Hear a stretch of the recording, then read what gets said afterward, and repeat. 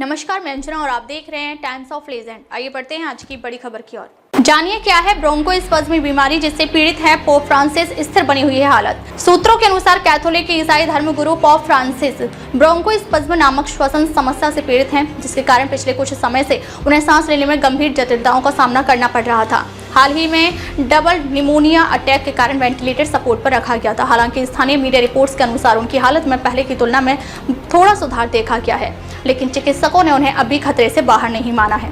शुक्रवार को कुछ स्वास्थ्य जटिलताएं देखी गई थी, लेकिन अब उनकी स्थिति में सुधार हो रहा है।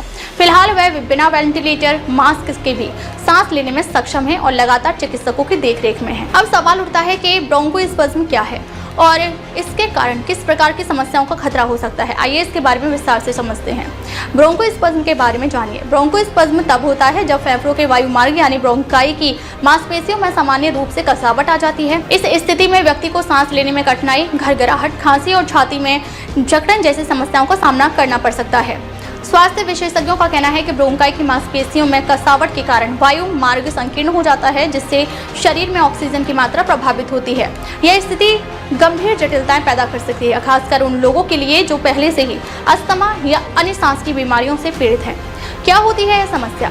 हालांकि वैज्ञानिकों को अभी तक इस समस्या के सटीक कारणों की पूरी जानकारी नहीं है, लेकिन शोध बताते हैं कि अस्थमा, एलर्जी और फेफड़ों की बीमारियों से पीड़ित लोगों को ब्रोंकोस्पज्म का अधिक खतरा होता है। छोटे बच्चों और 65 वर्ष से अधिक उम्र के लोगों में भी इस बीमारी की संभावना अधिक होती है।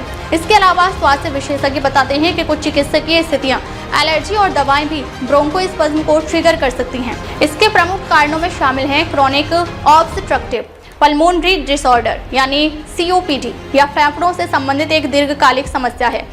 वायरल, बैक्टीरिया और फंगल संक्रमण यह फेफड़ों की कार्यक्षमता को प्रभावित कर सकता है। धूम्रपान और वायु प्रदूषण ये दोनों ही श्वसन समस्याओं को बढ़ाने वाले प्रमुख कारक हैं। ब्रोंकोस्पज्म की पहचान कैसे करें? ब्रोंकोस्पज्म के लक्षणों पर ध्यान देना आवश्यक होता है। जब ब्रोंकाई की मांसपेशियां सिकुड़ जाती हैं तो वायु मार्ग संकुचित हो जाता है, जिससे वायु प्रवाह प्रभावित होता है। इसके सामान्य लक्षणों में शामिल हैं छाती में जकड़न और सांस फूलने की समस्या, सांस लेते समय घरघराहट की आवाज आना, लगातार खांसी होना, थकान और चक्कर आना।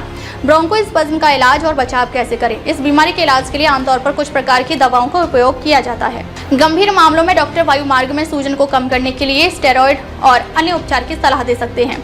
हालांकि विशेषज्ञों का कहना है कि ब्रोंकोस्पज्म को पूरी तरह से रोका नहीं जा सकता, लेकिन इसके जोखिम को कम करने के लिए कुछ सावधानियां अपनाई जा सकती हैं। छाती में बलगम को ढीला करने के लिए पर्याप्त मात्रा में पानी पिएं, धूम्रपान और प्रदूषित वातावरण से बचें, नियमित व्यायाम करें और सांस से संबंधित एक्सरसाइज अपनाएं।